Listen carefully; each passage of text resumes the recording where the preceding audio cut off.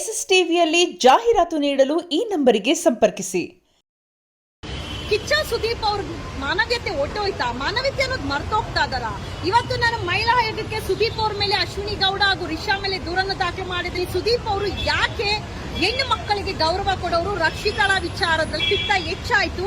And Ashwini Gowda ಅಲ್ಲಿ big boss ಅಲ್ಲಿ ಇರುವಂತವ್ರು ಎಲ್ಲರ ಮೇಲೇನು ಎಲ್ಲರ ಯೋಗ್ಯತೆ ಪ್ರಶ್ನೆ ಮಾಡುವಂತದ್ದು. ಯಾರು ಅವಳಿಗೆ ಏ ಅಂತ ಮಾತಾಡಬಾರ್ದು, ಅವಳು ಮಾತ್ರ ಎಲ್ಲಾರನು ಏನೋಲೆ ಏನೇಲೆ ಅಂತ ಹೇಳಿ ಮಾತಾಡಿಸಬಹುದು.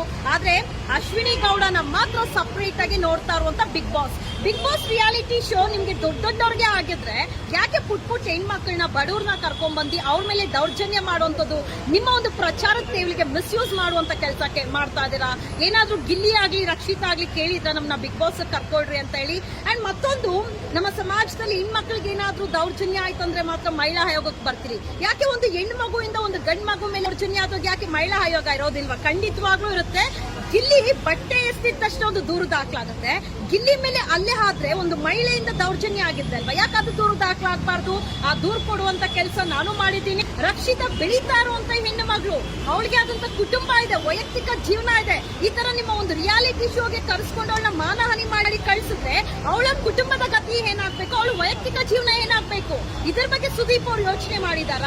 ಯಾವ ಕಡೆ ಸಾಕ್ತಾ ಇದೆ ನಮ್ಮ ಸಮಾಜ? ಸುದೀಪ್ ಅವ್ರಿಗೆ ಸಾಮಾಜಿಕ ಜಾಲತಾಣದಲ್ಲಿ ಅತಿ ಹೆಚ್ಚು ಆಕ್ಟಿವ್ ಆಗಿರುವಂತ ವ್ಯಕ್ತಿ. ಏನ್ ನಡೆಯುತ್ತೆ ಎಲ್ಲ ಗೊತ್ತಿದೆ. ಎಸ್ ಕ್ಯಾಟಗರಿ ನಿಮ್ ಕಿವಿಗೆ ಬಿದ್ದಿಲ್ಲ ಅಂತಲ್ಲ, ಖಂಡಿತವಾಗ್ಲೂ ಬಿದ್ದಿದೆ. ಖಂಡಿತವಾಗ್ಲೂ ಬಿದ್ದಿದ್ದು ಮೌನವಾಗಿರೋದಕ್ಕೆ ಕಾರಣ ಅಭಿನಯ ಚಕ್ರವರ್ತಿ ಅಂತ ಹೇಳಿ ಕರ್ವೆಯನ್ನ ಸಿಕ್ಕಿರೋದಕ್ಕೆ ನಿಮ್ಮ ಮೌನನ. ಎಲ್ಲಾನು ಸುದೀಪ್ ಉತ್ತರ ಕೊಡ್ಬೇಕು. ಅಶ್ವಿನಿ ಗೌಡ ಸಹ ನಾಡು ನುಡಿ ಭಾಷೆಗೋಸ್ಕರ ಹೋರಾಟ ಮಾಡುವಂತ ಅಶ್ವಿನಿ ಗೌಡ ಹೊರಗಡೆ 60% ಕನ್ನಡ 40% ಇಂಗ್ಲಿಷು, ಒಳಗಡೆ 40% ಕನ್ನಡ 60% ಇಂಗ್ಲಿಷು. ಸೊ ಸಮಾಜನ ಯಾವ ಕಡೆ ತಗೊಂಡೋಗ್ತಾ ಇದಾರೆ ನಾವೆಲ್ಲರೂ ಗಮನಿಸಬೇಕು. ಯಾವ ಹೆಣ್ಣು ಮಕ್ಕಳ ಮೇಲೇನು ಈ ರೀತಿಯಾದಂತ ದೌರ್ಜನ್ಯ ಗಂಡು ಮಕ್ಕಳಾಗಿ ಹೆಣ್ಣು ಮಕ್ಕಳಾಗಿ ಮಾಡಬಾರ್ದು. SSTV ಸಿನಿಮಾ ಜಗತ್ತಿನ ಕ್ಷಣ ಕ್ಷಣದ ಸುದ್ದಿಯೊಂದಿಗೆ.